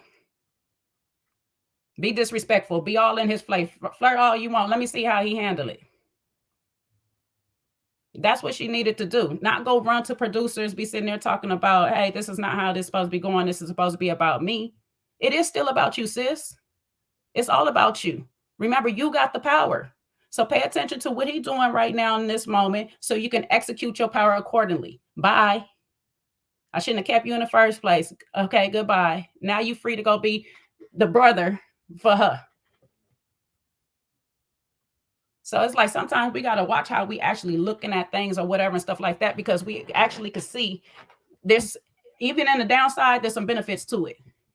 It might not look good on the surface or whatnot, but it was some benefits for Ashley in that moment to let her know that this dude wasn't the one she picked. And I think that's really where her biggest venom is coming from. It's easy to point it at Ashley or what's his name, Christian. It's easy to point it at them other than self. But her real issue is I picked him. I did it again. I picked the wrong man again. But instead of sitting down with Ashley and say, damn it, what am I doing wrong? I'd rather sit there and say, Stormy ran off with my man, who is not my man. My man is out here flirting with all these women. That's not my man. Instead of saying, I picked the wrong person. Sometimes we just got to look at ourselves and be like, okay, you know what? My friend did me a favor. My ex-friend, my enemy, whatever you want to call her, they did me a favor. Appreciate you. Now I X you both out my life. Bye. Can all things be true at the same time, though? Can't Ashley have picked a wrong man and Stormy still have a Jezebel spirit? But that's what I said. And at the end of it, you X them all. I mean, that's all I'm saying. I'm saying this particular instance, most of my beef in this instance was how they treated her. But the fact that she's even in this situation, it's still on Ashley, and there's still more to learn, you know. That's all I'm saying. I mean, the girl in me got really offended by what she did, and that was what I focused on. but what Ashley's picker problem, and even being in the situation where she was running after this man to begin with, we done talked at length about that, you know. And I do think that it's a blessing in disguise that all that needed to happen was to come in with a dress with a slit and to flirt with you a little bit. That's all he needed. If that's all he needed to be gone, then he was never there. And that's a blessing for everybody that we all figured that out. But to me, yes, I said Jezebel spirit, and I'm not taking it back. I think what she did was whack. I would never do that, not even to a stranger. I would never do that. And if y'all think that's okay, that's on y'all. I would never do that. I would never come in and flirt with even a stranger's man in their face. That's whack. That's whack. If that's how y'all get down like that. I don't like it. That pissed me off. And I think that was whack. And whatever she says on her Facebook about this and that, I don't care. I don't care. And it's not about the dress that she wore. It's about that she's flirting with somebody else's date. I don't care that wasn't her man. Child, is the fact they sitting there saying we want to make it a think piece, and that why Stormy's still single. Stormy ain't on the show. We don't give a damn why she's single. I don't This care. is probably why she's single. You This is move probably like why that, she's you single. don't stay single. You don't move like that. You don't move like that. Moving like that, I don't care. There's no amount of, now Kojo may be right. The voiceovers may be making us think, because the power production is very sneaky. The voiceovers may be making us think that she was sadder than she was. In reality, she could have came home. Don't tell me to calm down. You'll be blocked before I calm down. That's how you get blocked. Then I'll be real calm and you'll be somewhere else not watching us. So throwing me off. I shouldn't be reading these comments. But sometimes when you're actually like, when you think back, she could have been mad later and actually not mad then. And we know that Ready to Love literally plays a lot of games. So I agree with Kojo that we can't get too much into the minutia of like why they didn't follow her out to the table and what she said to production. Like that's a slippery slope. It's a slippery slope, and we can't really trust fully what Ready to Love is doing. So I agree. We've been here before. We watched enough seasons of the show to know that you can't get into that. But what wasn't made up is the way they treated her at that table. And to me, that was uncalled for.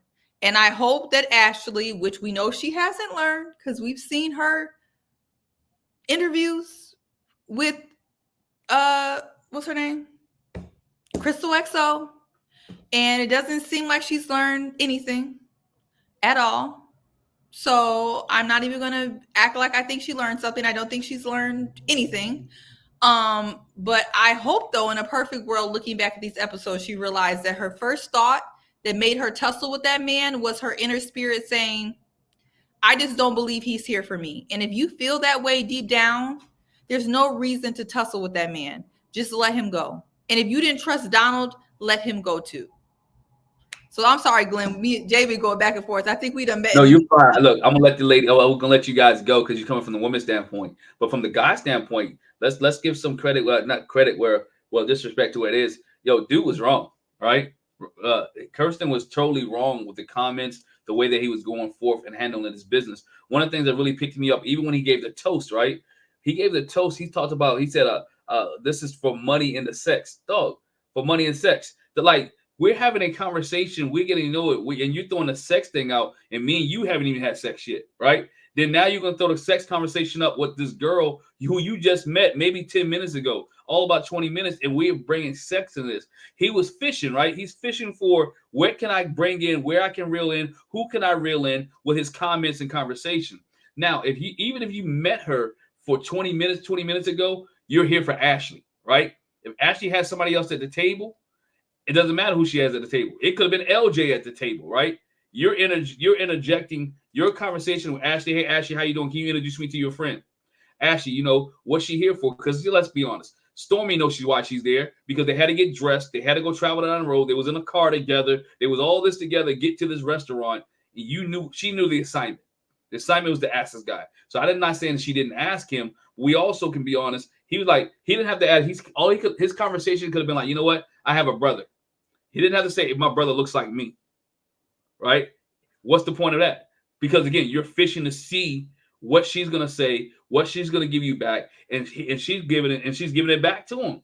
Instead of, again, not asking Ashley. I understand the voiceover and stuff like that. Should Ashley stood up for herself? Heck right. Ashley should say, hold on, shorty. Redirect yourself. Let's get back to your job. Your job is to interview him. And when it went south, she should have said, hold up, bruh. Are you here for me or her? Like, which one are we doing here? Because she's not stupid. I mean, we saw it for like 10, like that segment was like 5 or 6 minutes, and we understood what was going on. She had to understand that this it didn't feel right. It didn't feel comfortable. Sometimes you can't be a passive aggressive in the moment. Sometimes you gotta hit things on the head right when it's there. Address situation. Because again, go back to your point. I see what it was making. You knew what you wouldn't have asked him 50 million questions about Zadia if you didn't get this from this guy that he may like Zadia. Your interaction with him was all about somebody else. Shows your insecurities, but it also shows that you feel that he's some type of way a player, or he's some type of way like different type of women, or he's out there a little bit. Again, the conversation she should have reeled him in, but you got two grown adults at the table who knew their assignment. His assignment was to be there to have a date with Ashley. Her assignment was to be there to evaluate him. And when they got off the subject, the adult in them should have brought themselves back together. Like, you know what? Because as a guy, you know when somebody's flirting with you. You know when somebody's giving you the questions that you know you're not supposed to. Hey, I ain't going to answer that one. If you respect Ashley. I'm not going to answer that right now. I'm not toasting anything up about sex and money while I'm having a conversation. I'm out on a date with the girl that I'm trying to be with. If you want to be with her. I'm not. You know what? The comment Coach talked earlier when we was on, the beautiful comment. Oh, she looked beautiful. You can say that many ways. You look nice. Hey, by the way, like, good meeting you. Where you from again? How do y'all know each other? You can say things. Okay, give me a little bit. You want me to know about me? I want to know about you without being flirtatious. But okay, now you here to evaluate. Okay, or Ashley, what's she here for? Why is she here? So all this can be addressed to Ashley, so Ashley can explain, so he can get some clarification what's going on. You don't have to ask her what she drinking and all this other stuff. It was too much from his standpoint and not enough. Maybe it was production that he never talked to Ashley from what we saw involved in any of this. So again, I'm giving Ashley some smoke too, because she, instead of walking, it's just not my nature. She should have addressed it right at the table. Or production and Ready to Love should have showed us when she did address it. Did she address it in the van on the way back, or she just let it ride? Because again, she felt more mad when Stormy wasn't there than we saw when she was there.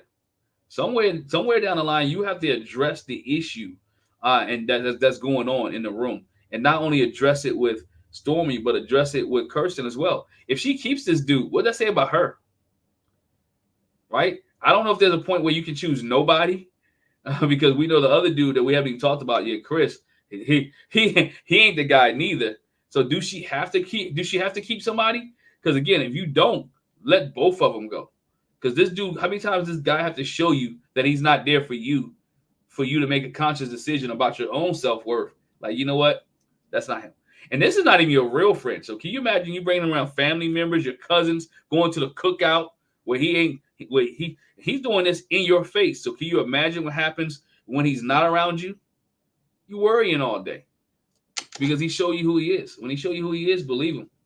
And he is a guy who is trying to get the next big thing. He don't really like her, and at all. He was probably hoping he got cut last time, but it was somebody. She's more interested in him because it's fun, because she's having a good time. Not that he really wants her, or that he wants to be with her, or she really wants to be with him. It's fun. But in my opinion, she needs to cut both of them. And if her and Stormy not really friends, stop talking to her, because it was disrespectful. It made her look really disrespectful in front of everybody, in front of the world, people who's watching the show. It was disrespectful to be flirting, and disrespectful to show how Ashley doesn't have that, I don't want to say fighter's mentality, but to be straightforwardness, that passive aggressiveness. Sometimes you can't. Some things you got to address where it's at. So that's my thought on that. She needed to address it. Both of them, and grown folks need to check themselves. You know who I really think don't like Ashley? Freaking production. Cause why would they bring that daggone other man? I am so sorry. Why would they bring that man? Okay. I want to say a whole bunch of things about this man, but this is not that show for it. So I'm not. But however, why would they bring that man for Ashley? They so disrespectful, because that's now they kind of, if she has to stay with somebody, now they forcing her hand to stay with Tristan. That's what I'm start calling Tristan Thomas. Why would they do that? Well, it's worse. It's Kirsten. I'm calling him Tristan because he's acting like Tristan Thomas right now. So that's what his name is. He acting like a Kirsten. I think Kirsten is worse than Tristan. Who names their son Kirsten? But I'm just saying, why would they do her like that? Like, bring her somebody, please. Bring Donald back. They hate her. They were testing if she would stick with Donald. They said, since you didn't want to, we can't hear you, Sean. Yeah, it's not coming off, baby. Yeah. But that's why she started calling Donald the next day, because she realized dude wasn't right. That's why her Donald text game started coming back. She was running back to Donald. She never left Donald. Right. That Android iPhone mix up. We got both our service. We reset our phones. We good now. Reset the phones and start over. Get a man a second chance. I'm gonna be all the way wrong, and I'm gonna stay there. Oh my God, you about to do carnage? I'm gonna do some carnage. I'm gonna stay all the way wrong if that's the case. I'm gonna say I believe that production have done a number here, and I usually don't back production. And I'm gonna say this: I think production have intentionally taken a part of the conversation, which is a downtime conversation, and supplanted that as the conversation. And it's very hard to get anything out of your head, because that's the only conversation we actually see. If Stormy said and telling the truth, which I before she said anything, I thought that was the case anyway, right? I think this conversation that's being had is a downtime conversation. We're waiting on mics, whatever. You know, we're having a downside conversation. It's a bit of fun, whatever, right? Because I think our perspective changes if they add the questions that she actually asked him. I think if that one line about her saying about, hey, look, about the asking for the brother would say, you know what, Stormy's a little bit cheeky for that comment, and she shouldn't ask that question, right? And we breeze right past it if she asks questions about the situation between him and Ashley. I think we have a completely different perspective. But the whole scene is litigated with things that are pushing the idea that Ashley was done dirty in a scenario, right? And it's very hard to get that idea out of your head because everything is supplanted in that particular way. So for me personally, again, I'm gonna say it straight. Okay, I'm gonna say it straight again. I think the guy was given a bit of charm. I'm not saying I don't think he liked. I think he liked Stormy. I think he found her attractive. I'm not gonna deny that. Okay, all right. I mean, shit. I find Stormy attractive, and I find Ashley attractive. So the brother ain't doing anything that I wouldn't do. I mean, he gonna find them attractive. Okay. So if he looked to her in a particular way, I understand.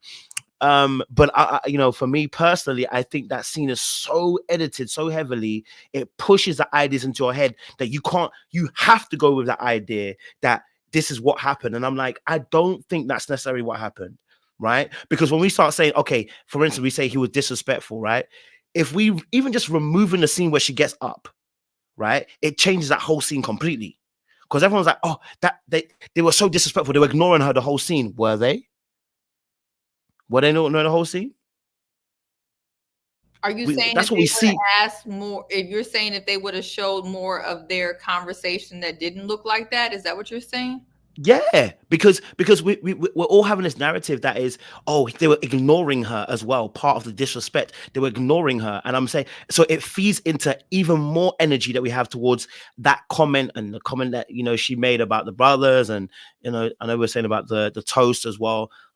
We can say it's fishing. I mean, I wouldn't put it past him to do it, as well.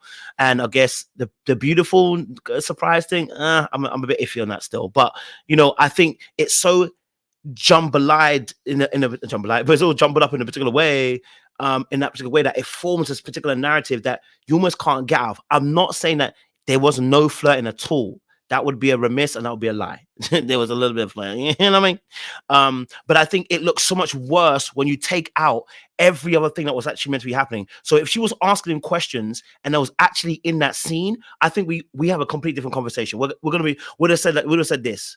Stormy probably should have made that comment. It was a stupid comment. But now, you know what I mean? Would have said that's a stupid comment. She shouldn't have said it, and would have moved on. But because that comment now is now highlighted with the fact that it's a downtime conversation, and then we see the fact that she got up from the table, nobody went after her, and he's now that's what someone even said about the fanning himself. He's even disrespecting him by fanning himself, and it just feeds into these little things. The voiceover, and then it just adds and adds until you can't go anywhere. You're suffocated with the idea. And again, I'm not saying that there wasn't any flirting at all, but I think we have a completely different conversation about saying that Stormy's completely disrespectful. She's a Jezebel. I think we have a completely different conversation if they give us all the things that actually happened. If there was actual conversation that was actually happening where we see her asking questions to him about Ashley, we don't talk about her. She's been ignored because it wouldn't be ignored. If you're asking the questions that you asked me to ask, you don't need to talk. Because I'm asking all the questions you got to ask.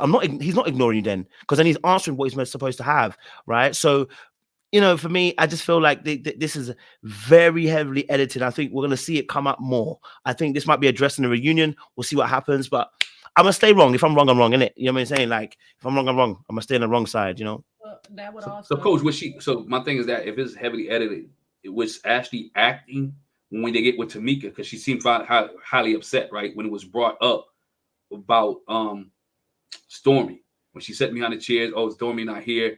Ashley seems more upset about the whole situation. So was she not upset at the moment and it just came upset later, or was it something that was put into it because she seemed highly upset? You see what I'm saying? Was it put in later? Hey, Ashley, okay, we need you to act upset in this scene here because we're moving along. Because she did seem some type of way towards the end. Everybody else was there by the fact that what went down went down. No, I definitely believe that Ashley felt the way she felt. I don't think. I mean, when you make comments like, that the dress situation, you make comments about you're meant to be here for me kind of situation, and it's meant to be all about me. Of course, anything that deviates from that. And I already said I saw how she handled Kristen in the last episode and Donald. I already know you go overboard when you're handling situations how you perceive it. So I thought you was irrational with the text situation. So how do I trust your judgment on this one? You know what I'm saying to you? I know that you can act irrational when it comes to how you feel. So for me personally, I can see and go, I definitely believe she felt how she felt. I don't think that they had to ask her to do that. I definitely feel she felt how she felt, and she saw something. Maybe she saw that comment and felt like it was too much. And I can understand that. You know what I mean? So yeah, go for it, Jay. I know you want to add. It's because Ashley is highly passive in this whole thing. It was easy, like Coach said earlier, why are we not seeing as much as her face? She's eye level with both parties. However, they seem to cut her face a lot of times, even when she's smiling at the conversation that they're having. There's a lot of cutting of her face. And of course, like you said, Glenn, she is mad in this moment because she goes to producers and says something in this moment, but she doesn't say nothing to them. So I think they wanted the controversy, the conflict or whatever, so they edited in this particular manner so that we can have this little bit of drama going on in the show, because she's not actually giving it to us in real time, but she feels it. But because we can't read her mind, because she's back and forth between the two of them a lot of times, when you do see the conversation, like in the times and you catch her face, she's forever smiling. You don't really see her like kind of off put by anything that they're saying. However, she feels off put enough to tell the producers in the back. So they're going to do what their job is to do, edit it all the way up, chop it up, and make us feel what she's actually now expressing in the background. So that's what I was saying. Like for her, I feel she needs to say in that moment, like, hey, this is making me feel uncomfortable. And I get it. This is a man that is not your man. So it's a weird predicament to be in, to try to be all heavily insecure with somebody that's not really yours just yet. However, it's making me feel some type of way and I don't like it. And so we have to find some common ground where we're able to address these things and saying, hey, are you, like you said, are you here for me? It's that simple for it to come out of her mouth. Like you said earlier, Glenn, are you here for me? Are you here for her? Because it seems like it's a lot going on between you two. You know, Yeah, like I totally agree with that. I mean, that's the $1 million question. Like she should have just asked the question, and if she came, because again, that's what's mind-boggling to me. Coach, you mentioned it a few minutes ago. She was so quick to go off on everybody else, right? She was able to get up in Kirsten's face earlier. She didn't have a problem when she saw Donald at the bowling alley, giving him the business, right? So why couldn't you give these two I think she gave them the business at the table, but we just not seeing it. I think because of her personality and what she has done and how forthright she has been. Because even when the vignette with Donald, she's like, I don't want anybody to treat me like that. I don't want to be okay. But this is how this dude's treating you. So when did you give him the business? What was so bad that she went to production and not say anything to them? But you notice when she gives people the business directly, it's one-on-one. But she's passive aggressive when it's a thing, because when Zadia and Donald and Cameron was all around, it's, oh, you guys are having conversation. It'd be nice if it's the passive aggressive there.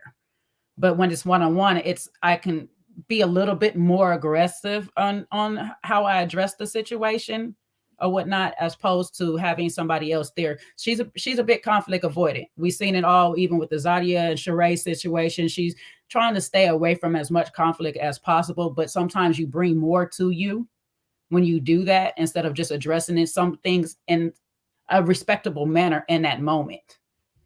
And that's just something that she might have to learn how to do, because that's part of her boundaries. You're supposed to be my friend. Boundary. You're supposed to be dating me. Boundary. We need to have these things set. Like, y'all, it should be, I'm the wall. I'm in between both of y'all. I'm that wall. Y'all got a tennis match. Y'all got to get over this fence. So everything y'all doing should be going over my fence. So you shouldn't be just being able to touch each other. You know, like, y'all energy should not be able to be touching each other across the table if I'm sitting here. And so that, because she don't demand that respect from either party, this is what we're seeing. Hey, So Sean. Hey, Sean, you're right. If Ashley addressed it at the table, then Stormy technically is a liar, because she doesn't mention any of that in her particular debrief when she says it on Facebook, right? And she actually says in her thing, and I'll show you guys what she says in her little situation here. Towards the end, she says, I'm a grown, positive woman, and I'll take this lick because they edited all of this to make it something it wasn't. I was never told how she supposedly felt until I was invited to the reunion months later and shown a clip 60 seconds before entering the reunion taping set. Now, I wonder what she means by her feelings not being revealed to her.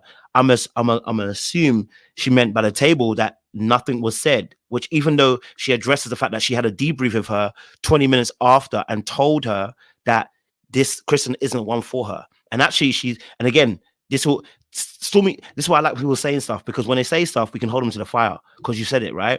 So if you listen, if you look at this part of it as well, she says, I was, yes, I was there. Sorry, I don't know, guys, can zoom it a little bit bigger. She was like, I was there for her and asked him a lot of questions, and then had a good 20-minute debrief after the shoot with her regarding why I thought he was not genuinely interested. I had to leave immediately after the film was booked. So they had a conversation after, and I think it's the second. It might be the second conversation where she says it. Let me see if I can get it for you. Where she said actually she spoke during the time as well. During that when she was letting him know. Let's see. Also, I give it energy. I want to see where she said it. So let me on brief. Okay, that's a debrief. Okay. Yeah, that's the debrief. I'll find it for you guys in a second. But yeah, so they had a conversation after. So I'm assuming if you tell me that you didn't know her feelings, then she might not have made you aware during, even after, right? And again, still, then that would mean that now if Ashley comes out and says, no, I actually told you, then Stormy B's a liar. You know what I mean?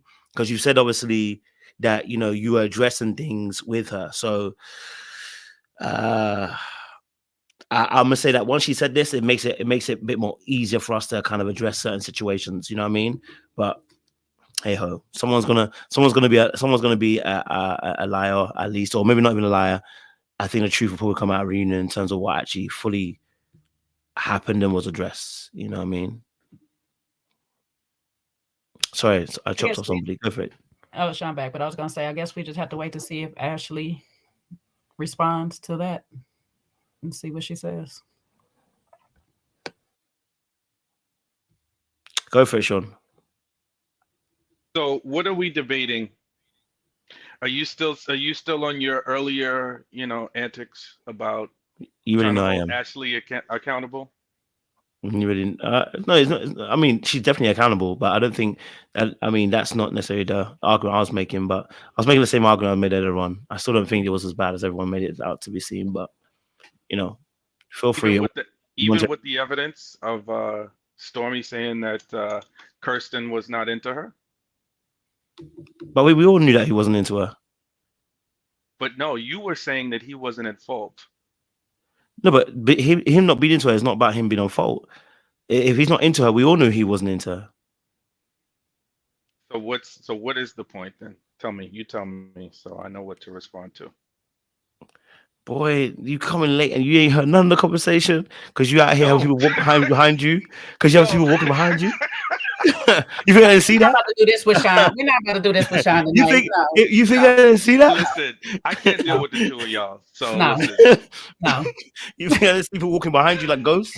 But no.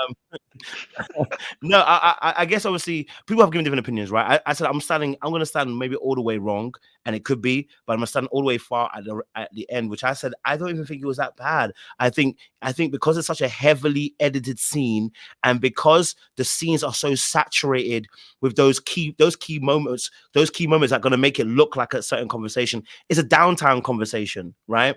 It's a conversation that's happening in the downtime. They've already had the conversations. They didn't have free exit. They had to reshoot that scene 3 times towards the end as well. So it's just like for me, it's a very heavily saturated scene that's been edited in a particular way, curated in a particular way. And I said that comment about the brother, we all agree it shouldn't have been said. She even agrees it shouldn't have been said. And I said that, but if you lodge that in amongst her actually doing her job, where she asked him questions, well, she said she did. So we'll find out if she did or not. And her asking him questions, and let's say we had a whole minute clip of her asking questions.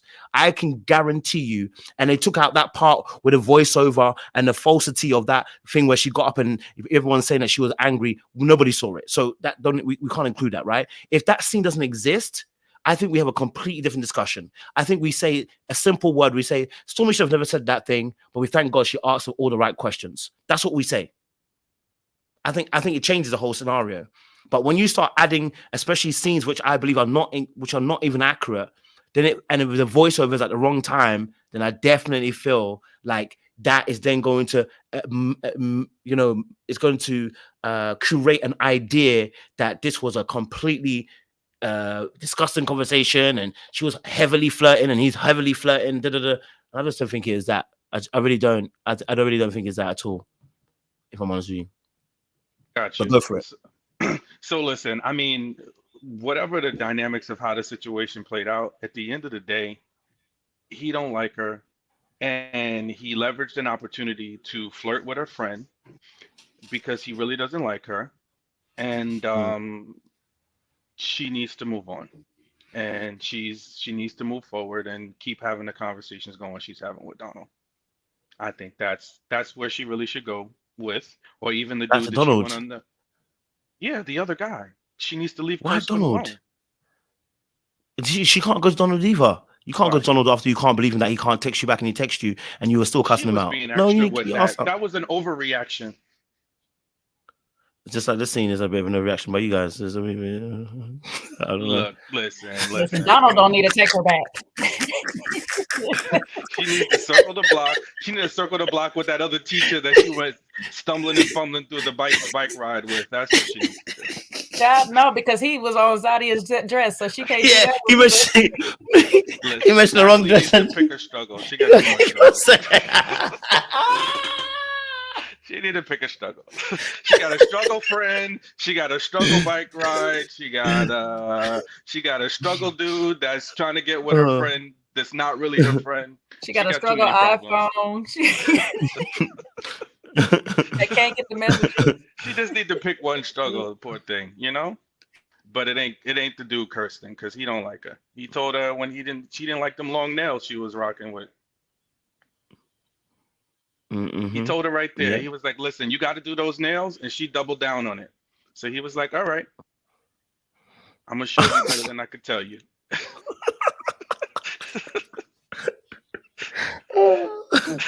Absolutely shocking. I don't know Absolutely what to tell shocking. Absolutely shocking. No, I think we're gonna probably have a clearer idea when reunion comes about the situation. Maybe even Ash might even say something before then. Maybe she'll make a comment or whatever. I should reach out to her and see if she'll tell me anything. We'll see. You know what her perspective of it is. I was a little bit baffled, like you guys, about why she made a comment to Tamika. And if Stormy is telling the truth, then sis, if you had a conversation with her 20 minutes at a time, why is Ashley now kind of dogging you out when you get to Tamika? Unless, again, it goes back to that passive-aggressive aspect where sometimes people let things sink in and they don't say anything at a time because they can't say it to your face, but they wait till you're gone and say it. And that aspect. So that could also be a part of it too. But I think some more clarity will happen in the reunion. I think we'll get more clarity in terms of what happened. I'm going to reach out to Stormy too. I need to ask her the question directly myself and be like, hey, baby, your ass was flirting. According to the 90% of my audience. And listen, we know No, she according to 90% of my acknowledges audience. You let me finish. Get the hell out of here, Coach.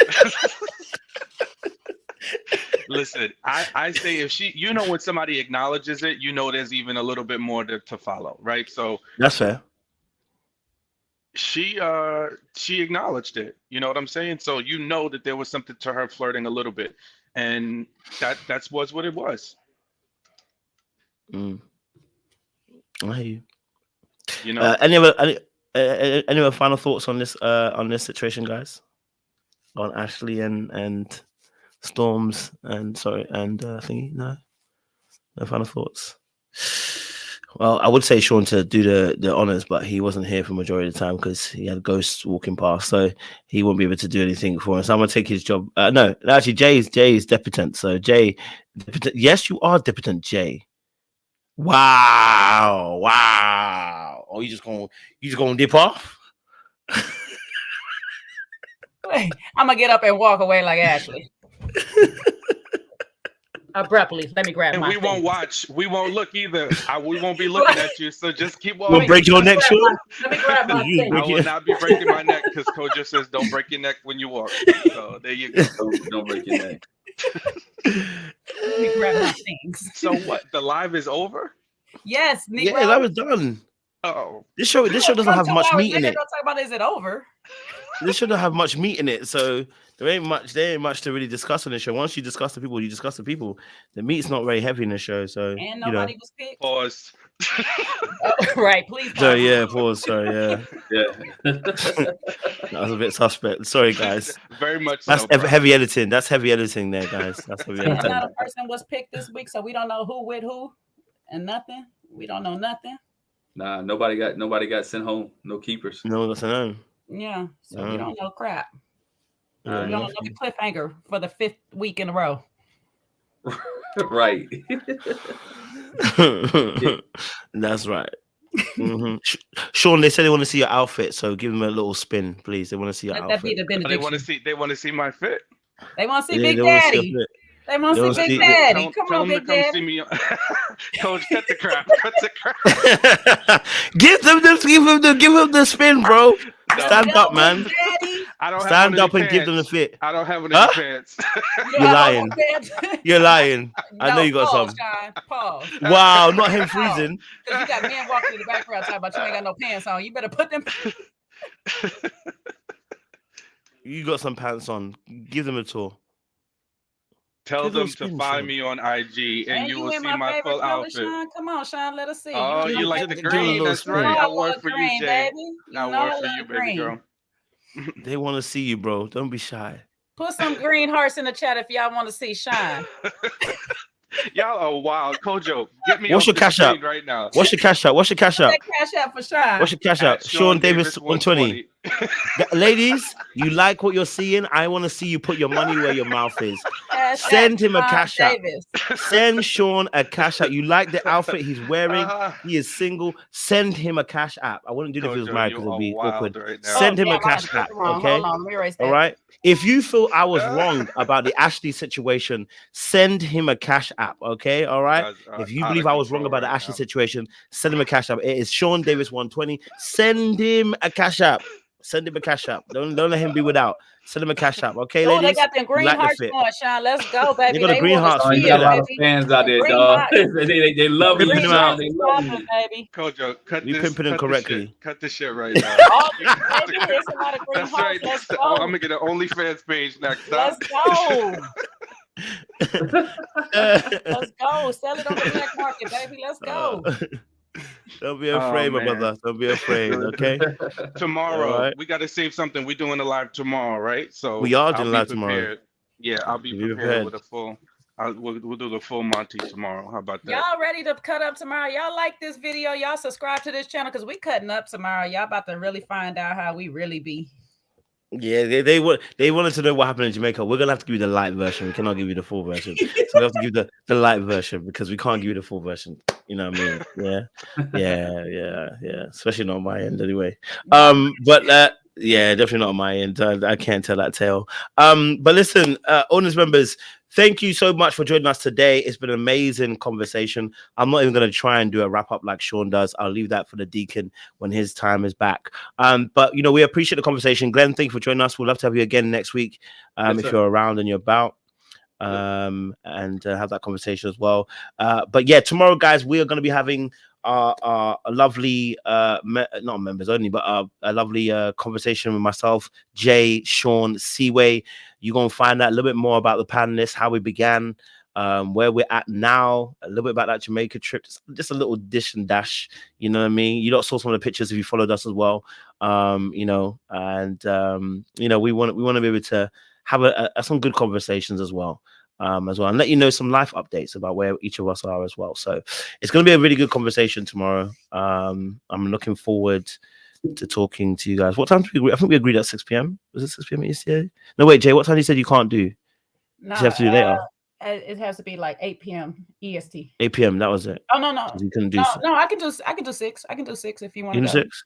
Yeah. Okay, cool. So okay, maybe it's 6 p.m. then I was thinking of. So we're gonna have our I see where it said our panel appreciation tomorrow. Yeah, work on time though. Yeah, we're gonna get you early. Don't worry, we ain't gonna let you go out too late. So listen, y'all heard Seaway, okay? You disagree with her, she's gonna block you. I can't do anything about that. She's also administrator. So you mess with Seaway, you know what happens. You get black. Okay. she's saying 8 CST. So what's that? 9 EST? Yeah, that's 9 CST. That's a bit late, isn't it? 9 EST. That is hella late. We did not agree to 9 I mean, CST. I can even do what's that? 7 EST, Let's which do is okay, 4. 7, yeah, because we need to go to bed, guys. Yeah, which is Monday's 4 tomorrow and after that. my Yeah, time. Monday's So after that. that'll be for sure. I'm off of work at that time. So Okay, so okay, 7 EST then, because then we can we need to get y'all need to get to work. no, wait, Okay, we need to tell Sean a different time because Sean, we doing 3 yeah, Sean, yours EST. is 6 p.m. EST. At this time 5, because you becoming 2 hours late because you out here in these streets.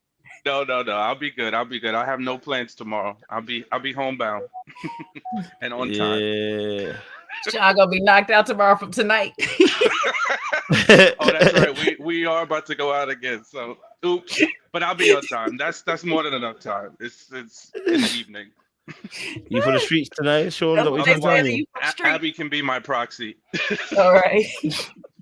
I'm done Not with your Abby. ass. Abby gonna be over there like this next to you. She'll shut the whole live down. All right, time's up. All righty. All right. Listen, audience members, thank you so much. We'll see you tomorrow, 7 p.m. EST. We go. All right. Listen, don't do anything I wouldn't do. And we appreciate y'all. Stay locked, stay loaded. And let me leave you with my favorite meme so far at the time. That's Ashley. Yep. That's Stormy telling her off. Look, let me say one more time. She's like, listen, that man ain't nothing for you. He ain't good for you. I know I flirted, but he ain't nothing but shit. Okay. Appreciate y'all. We'll see you again very soon. Much appreciated.